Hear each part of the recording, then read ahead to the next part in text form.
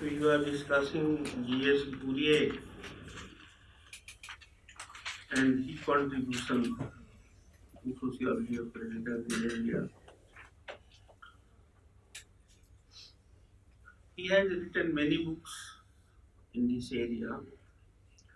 The first book, Caste and Race in India,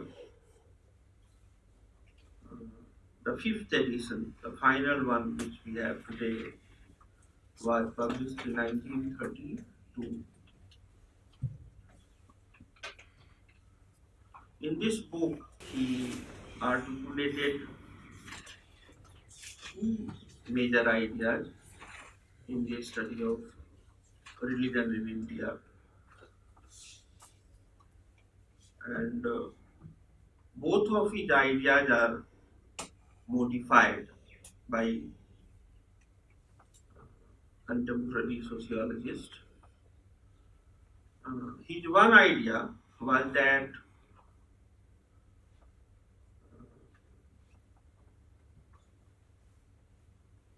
there is a history behind that, but let us first know what he said in Caste and Race in India. He said that there are two races, Aryans and Dravidians. And the Aryan race came to India from outside. That was his first idea. And he said the Aryans came to India from outside with three different varnas, as part of it. Aryans came and they were already divided into Brahmins, Kshatriyas and Vaisyas. And they came as invaders, and they defeated their Dravidian race. Some of the people of Dravidian race moved to South India, and some remained in the north, and they were enslaved as Sudras. It was his first theory. His second theory was that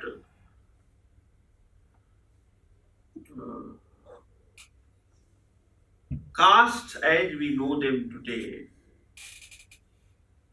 emerged out of the Varnas. In other words, there was fragmentation of Varna, or there was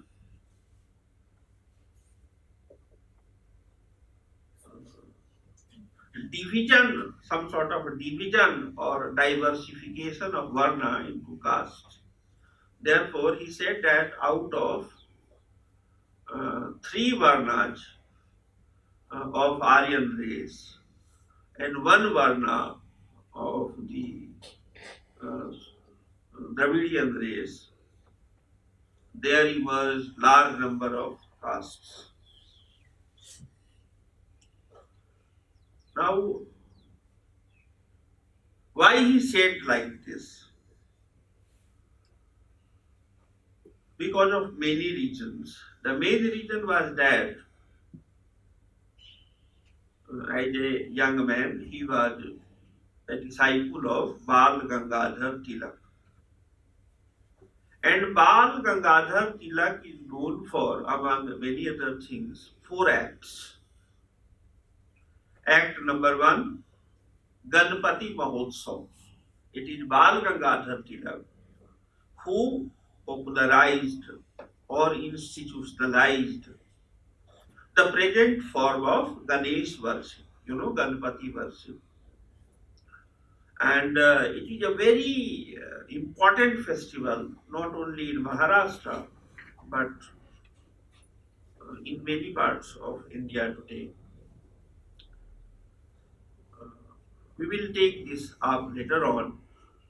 But it was one of his actions which he tried to institutionalize within the Indian freedom movement under the leadership of the Indian National Congress.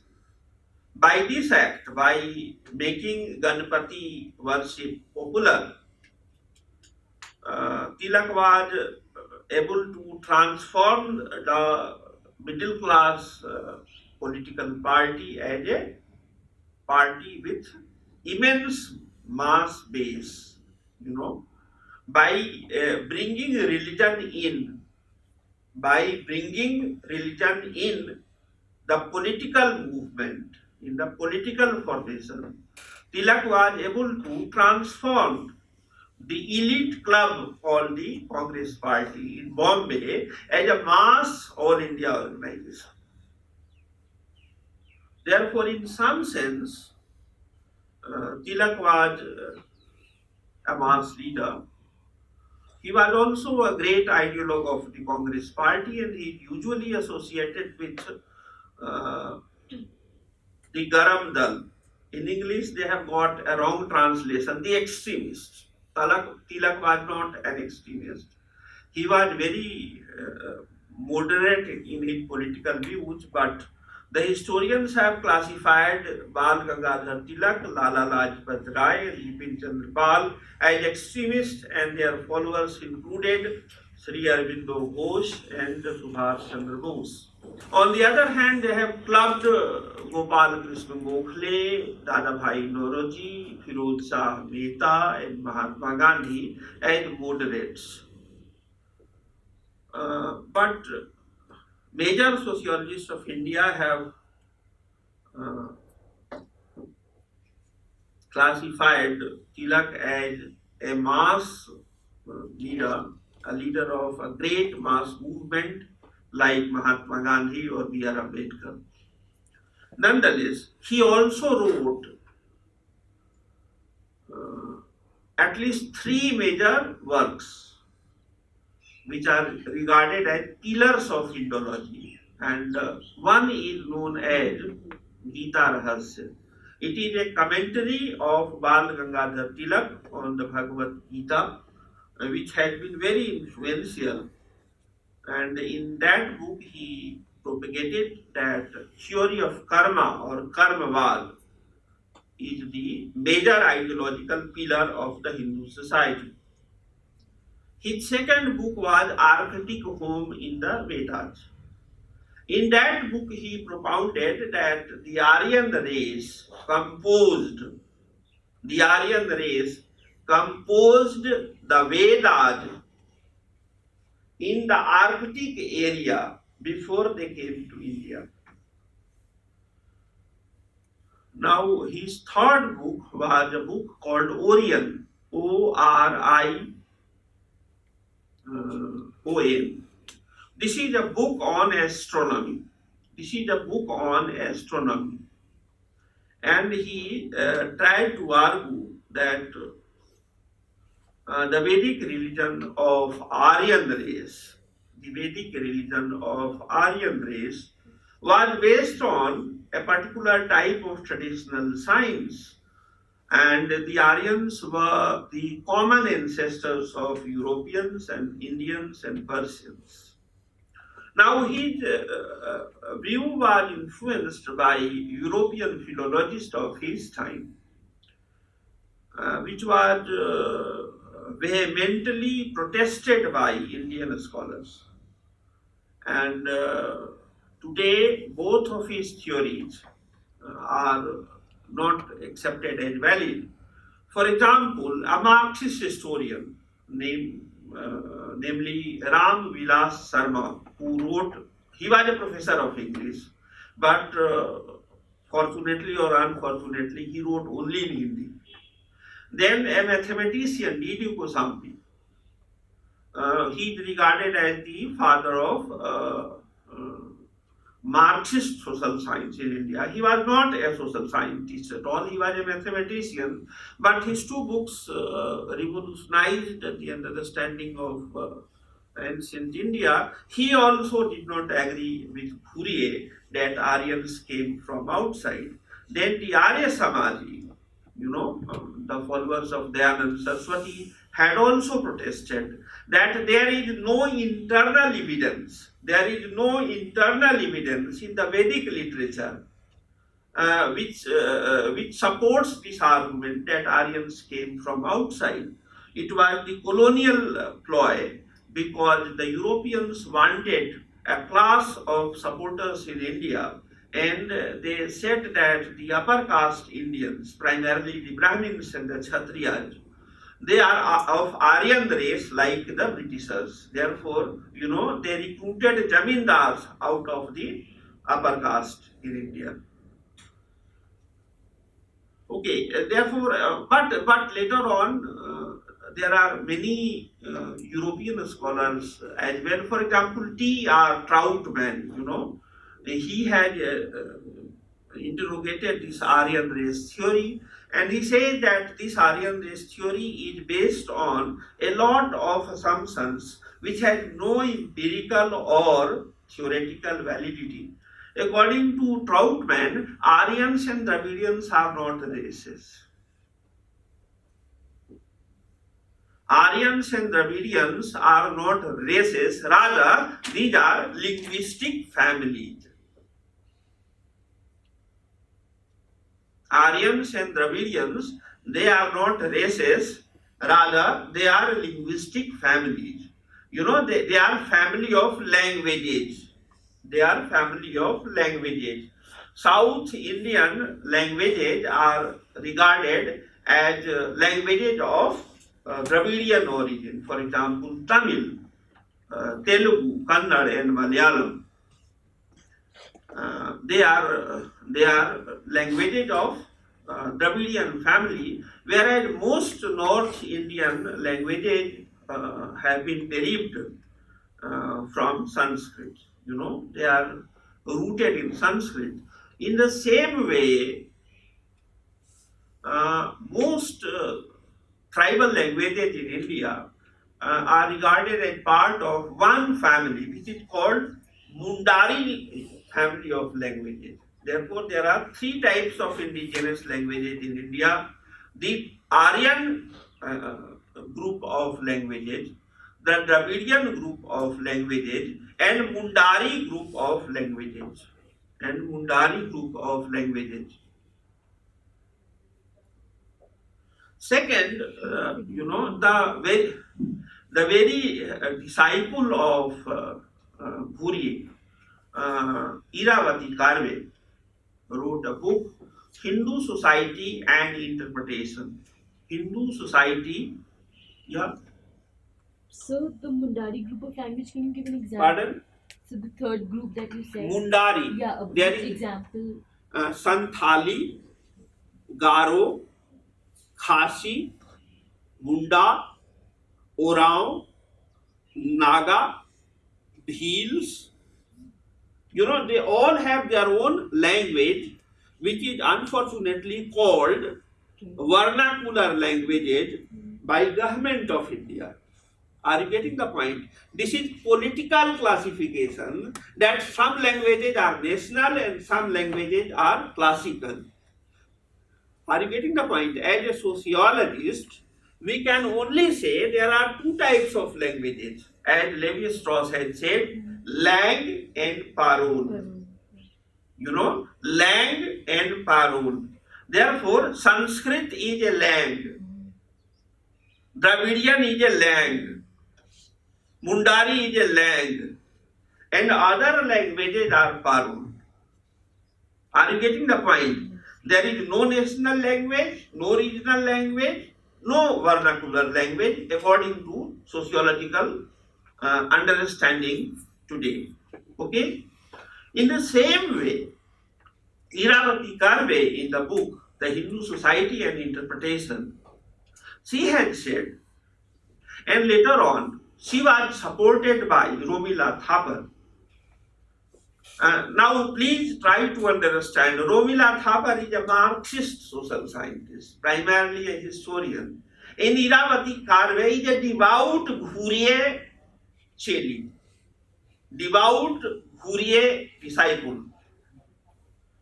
Iravati Karve wrote one book in Marathi and another book in English, and in both the books she said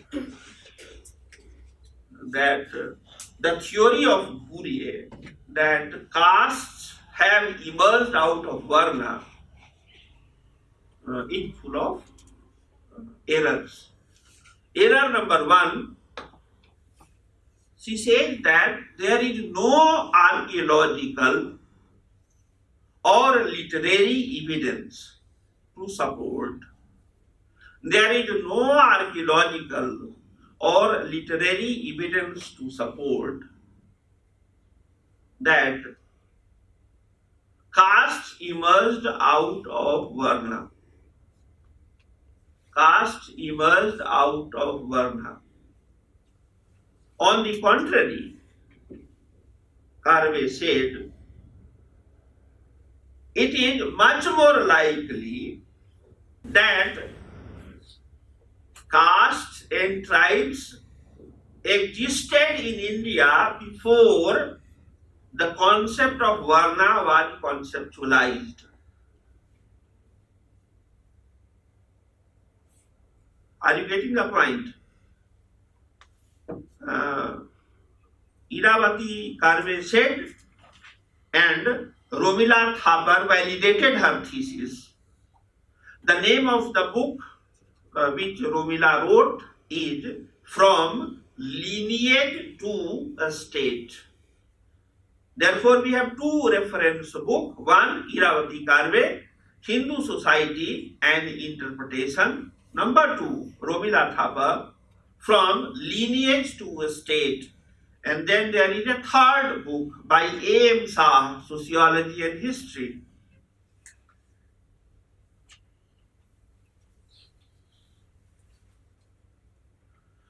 Therefore, today, majority of sociologists, which includes also people like M.N. Srinivas and Andre Bete, they think, they have demonstrated, they have suggested that Varna is a model. Varna is a model. It is some sort of ideal type in the Weberian sense of the term. Varna is a model. It is ideological construct or ideal construct, whereas caste is empirical reality. Whereas caste is empirical reality. Second,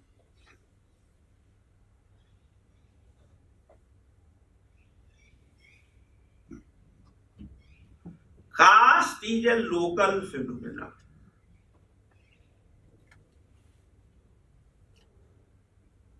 Caste is a local phenomenon.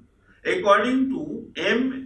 N. Srinivas and Andre Bete and many of their followers, you can encounter, you can find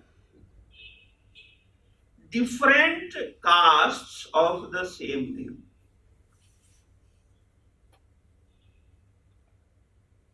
You can find different castes of the same name. Are you getting the point? For example,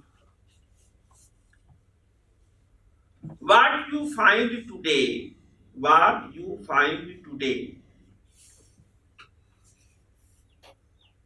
in 2017 is ideological construct in the name of caste. For example, Dalit caste.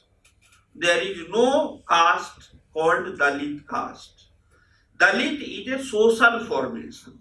Dalit is a social formation which is made up of diverse, multiple local caste groups.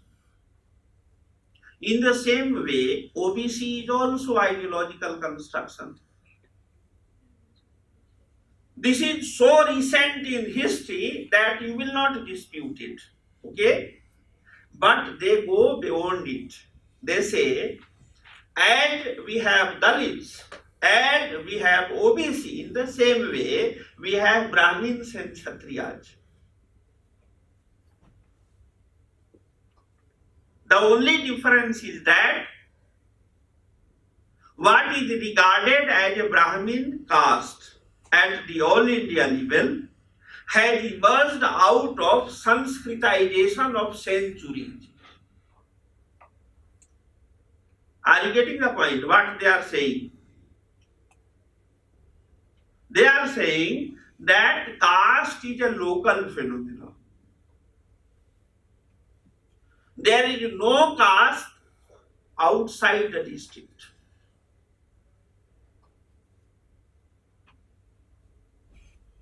There is no caste outside the district in the sociological sense of the term. In political sense, today we have regional castes and all India castes. But these are political constructs which are part of political mobilization over the years, sometimes centuries. For example, there was a historian, K.M. Panikkar, much earlier than Yogen Singh, T.N. Madan, M.N. Srinivas, G.S. Puri, who said, majority of Kshatriya castes after Nandad are of non-Kshatriya background. Are you getting the point? He said, for example, Chandragupta Maurya was not a Kshatriya, and every ruler after Chandragupta Maurya was given Kshatriyahood by the local priest. Therefore, there had been some sort of elite alliance, local priest and local landlord or ruler, they collaborated to consolidate their rule by giving mythical identity to the empirical ruler. In the same way, many Brahmin castes are not of Brahminic origin. In different parts of India, there are many castes or sub-castes, jati or upjati, which are regarded as Brahmins, but in reality, in historical reality, it is very difficult to accept it. I can give you a number of examples from the sociological literature, but at the moment I am interested in principles. Therefore, both the views of G.S. Bhuriye is unacceptable to sociologists of religion today. But you cannot discuss Bhuriye. Why?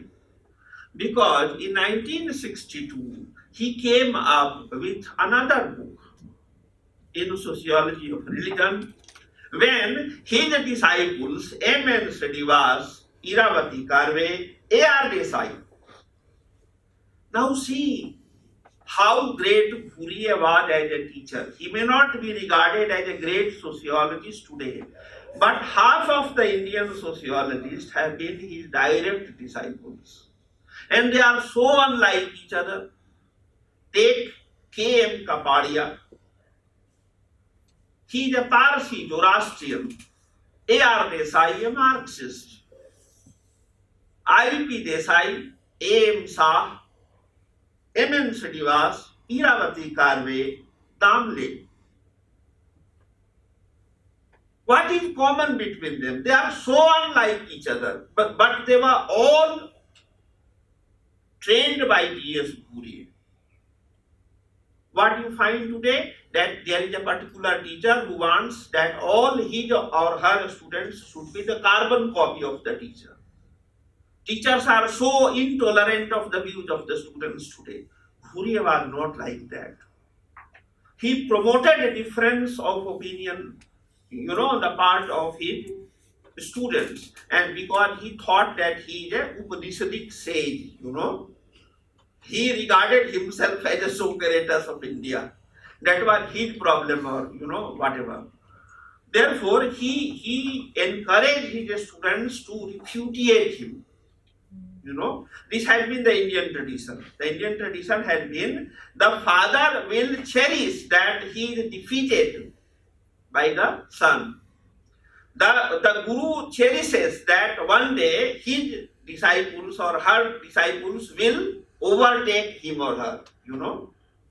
This is called बाढ़े पूत पिता के घर में.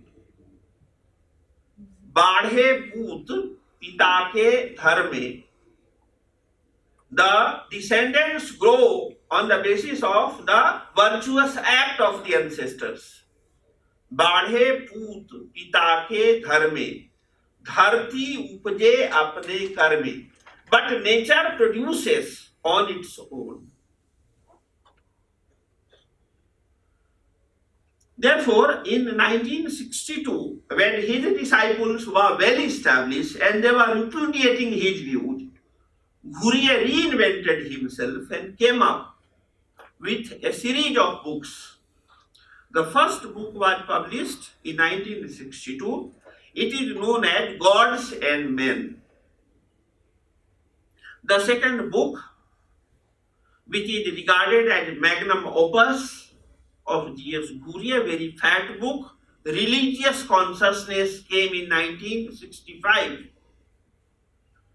Then he wrote Indian Sadhus. The second edition of this book was published in 1964. In 1977, he wrote Indian Acculturation. It is a critique of M.N. Srinivasa's concept of Sanskritization. Then in 1979, he wrote two books. One is called Vedic India, and the second book is called, it is also published in 1979, Legacy of Ramayana. In the meanwhile, he had written a book, Indian Costumes, in 1966. These books are still very relevant for the understanding of different nuances of Indian culture. Now, what is his major thesis about the Hindu society? Two you can note. First, one I have already shared with you, that religious texts or documents are literary or symbolic texts and not social texts or documents. Besides this, you can note two other important contributions of G.S. Ghurye. Number one, religious consciousness is the most important foundation of culture in any society. Religious consciousness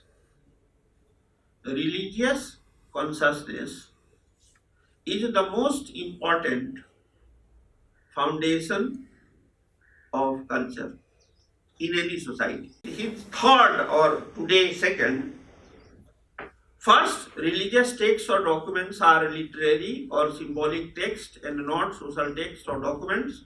Second, religious consciousness is the most important foundation of culture. Third, the genesis, development and organization of asceticism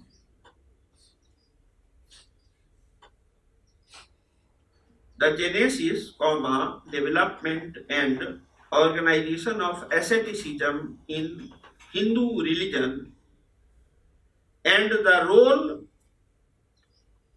ascetics play and the role ascetics have played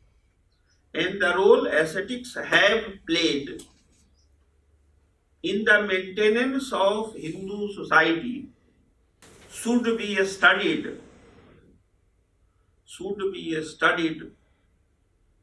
by every sociologist of religion in India.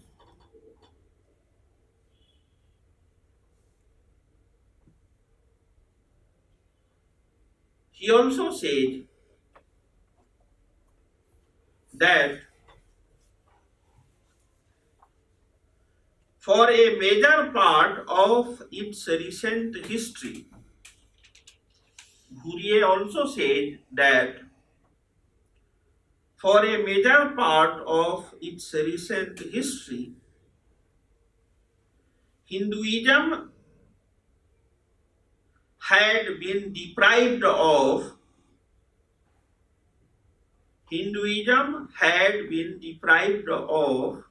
royal patronage.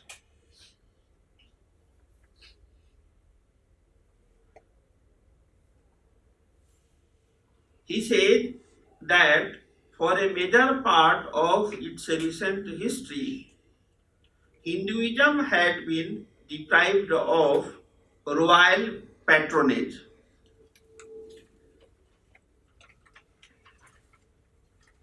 It, this is Fourier, not me, and I have lots of problems with him, but I have no right to distort his. He said that for a major part of its recent history, Hinduism had been deprived of royal patronage. This I accept, but I do not accept his second view, second sentence. But he has written, and I have every right to share with you, and duty also. He said that Hinduism survived the attacks of the Buddhists, the Jains, the foreign invaders, and foreign rule of non-Hindu kings and emperors. First, us, the Buddhists. He makes a charge that Buddhists have attacked us. He makes a charge Jains have attacked us. He makes a charge the foreign invaders, meaning Muslims and Christians, have attacked us, and foreign rule of non-Hindu kings and emperors. It is his charge. I do not agree with him. But I do not agree with him because I have an alternative view of it. But I accept his point that Indian sadhus or Indian ascetics are a different category. They should not be confused with sannyasis. Sadhu is one thing, sannyasi is another. Pagambar, prophet, is the third. Are you getting the point? Usually, people club all these together. I agree with Fourier that sadhus, what is the difference between sadhu and sannyasi?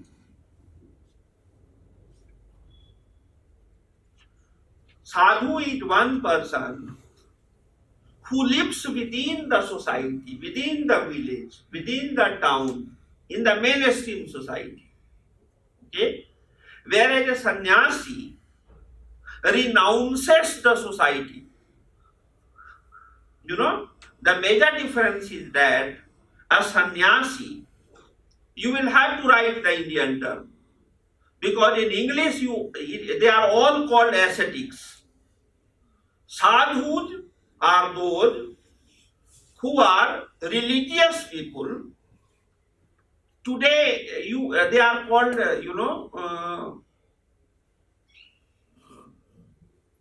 spiritualist. It is also wrong. Spiritualism is a very dangerous thing, sociologically, because they are the worshippers of spirits.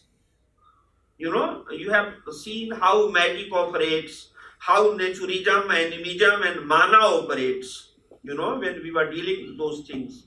Therefore, there are some people who think that being religious is being parochial and being spiritual is fine. But this is the other way around. Spiritualists are called devils in India because they worship the spirit.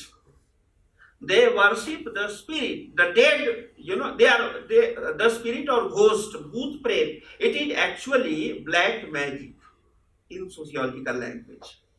The spiritualism is the ideology of practitioners of black magic, or they are worst type of consumers or hedonists who live only for themselves. Are you getting the point? Therefore, there are three terms: individualism, communalism, and religion. Religion represents the collective, the whole society, the whole community. Within a society called Indian society, there are different communities: Vaishnavites, Saivites, Buddhists, Jains, Muslims, Christians, Sikhs, Zoroastrians, animists, spiritualists. Spiritualists are those who practice black magic, or they are so selfish that they live only for themselves. They are worst type of individualists. They have no obligation, no duty for society. They have only rights. They are the true rightists, in Western sense of the term. There was a lady called Ayn Rand. Have you heard her name? The Indian spiritualists are the worshippers of Ayn Rand. Laissez-faire. They do not know what they mean.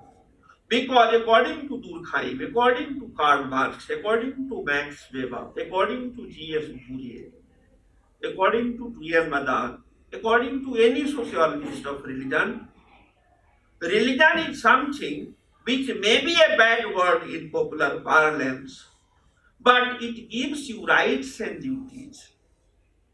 It gives you prescriptions about do's and don'ts.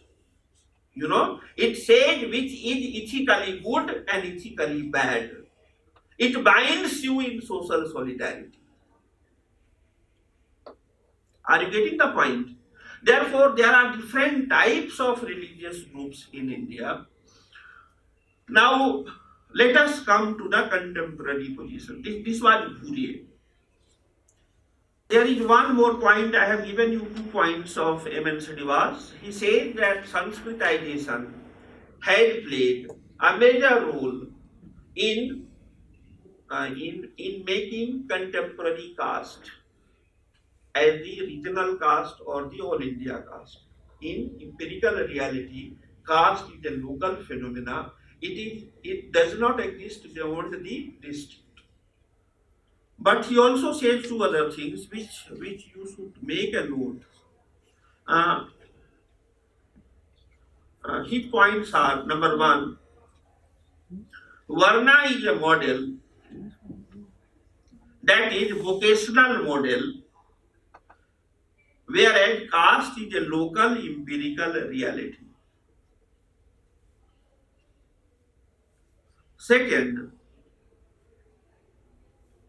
to understand Hindu society, we should study caste, joint family, and village community. Third, the variation in Hinduism is both regional and sect linked.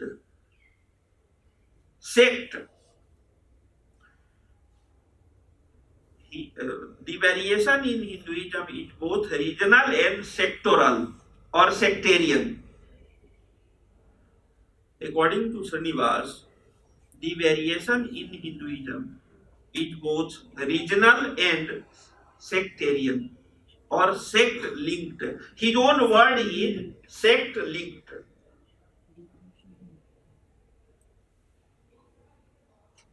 And he gives five variations. He gives 5 variations in the Hindu society. He said there is all India Hinduism,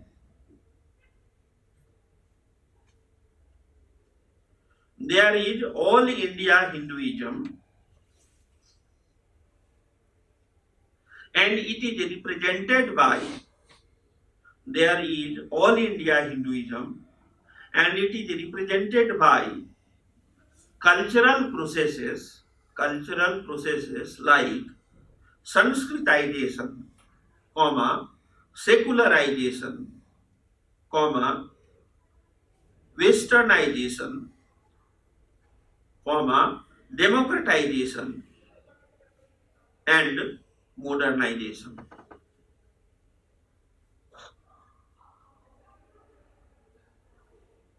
At the all India level,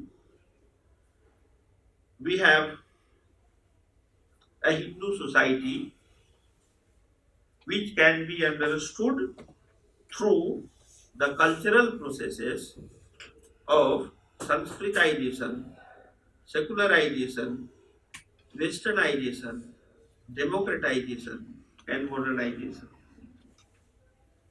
Second, he said there is all India Hinduism. Then he said second, at the second level, we have North Indian Hinduism. We have North Indian Hinduism, which has its own salient features. Which had its own salient features, which should be studied separately than the all India Hinduism. Third, he said there is peninsular Hinduism. There is peninsular Hinduism, by which he meant South Indian Hinduism, because South India is a geographical peninsula. Fourth, he said there is regional Hinduism. And fifth, he said there is village Hinduism.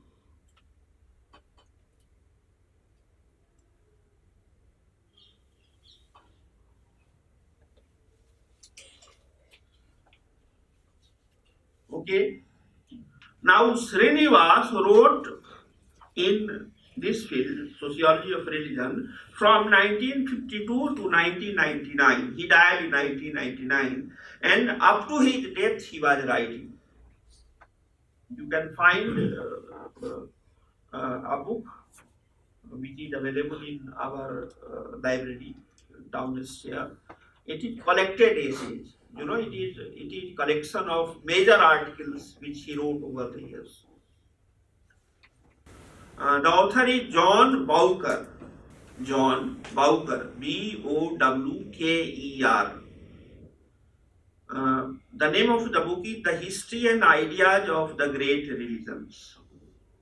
The History and Ideas of the Great Religions.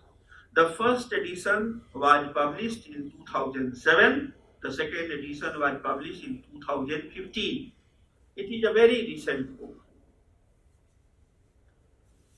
On page 127, he writes, this is the contemporary position of sociologists of religion about India. And I am giving you the quotation. The history of religion in India, the history of religion in India is really the history of many independent systems of belief. The history of religion in India is really the history of many independent systems of belief and traditions of practice.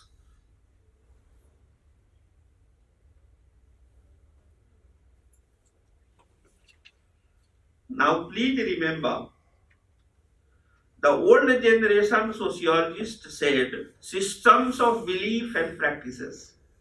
He is not saying that. Please remember that the classical sociologists, Marx, Weber, Durkheim, and even the second generation sociologists like M.N. Srinivas, Peter Berger, A.R. Desai, T.N. Madan, They were using systems of beliefs and practices. It was under the influence of Talcott Parsons' systems theory. He is a contemporary sociologist and he is saying something else. Please underline it. He is saying systems of belief, fine, and traditions of practice. He is writing in 2015, traditions of practice. What does it mean? What does it mean? That in systems of belief, there is a change. But the traditions of practice, there is a continuity.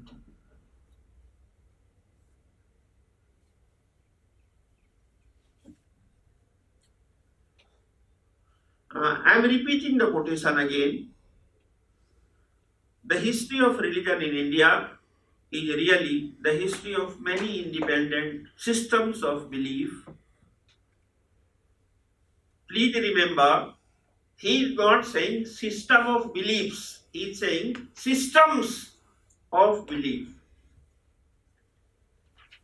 and traditions of practice. He is using belief and practice in singular and systems in plural, traditions in plural. Are you getting the point? There are many independent systems of belief and traditions of practice, comma. In other words, the history of religion in India is a history of several religions of Indic origin, several religions of Indic origin. Nevertheless, comma, they share many concepts and beliefs. Nevertheless, they share many concepts and beliefs, comma, even if they make use of them differently. This is again important. Please underline, he is saying, nevertheless, comma, they share many concepts and beliefs, comma, even if they make use of them differently. Are you getting the point? Yes or no? Are you getting the point? What he is saying? He is saying that you may encounter similar terms, but different components of Indian society uses it differently in practice.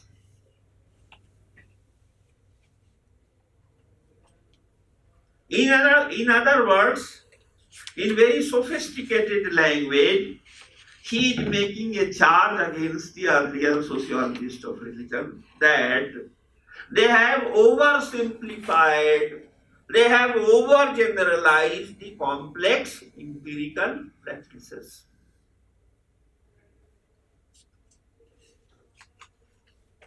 Now, time is up.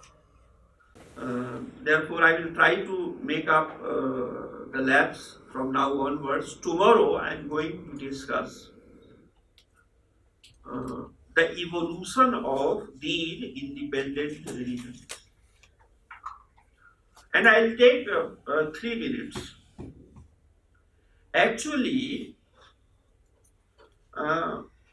contemporary Hindu society had nothing to do either with the Vedas or with Manusmriti or Smriti or even with the Puranas. Contemporary Hindu society is a product of the Bhakti movement in North India.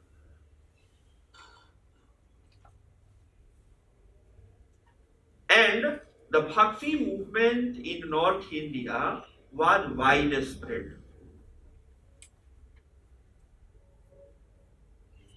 In South India also,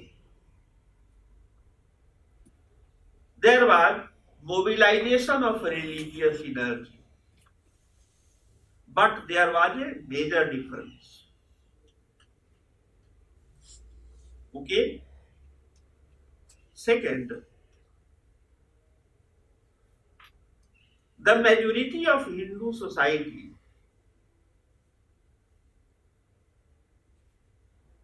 is neither Vaishnava nor Saiva nor Buddhist nor Jains nor Sikhs nor Muslims nor Christians. Then what they are? They are called as Smartas. What will be the English equivalent? Nothing. There are certain things which cannot be translated in another language. For example, in Hindu temples, majority of Hindu temples, whenever you go and visit, whether as a sociologist or as a follower, then you get prasadam. What will be the English equivalent of prasad? In church there is no prasad. In mosque there is no prasad. In synagogue there is no prasad. Therefore, what is the commonality between all the world religions or all religions, world religions or national religion or local religion? In all religions you find three traits. In every religion there is a central point of devotion. There is a central point of devotion. You call that God, Goddess, Allah, Bhagwan,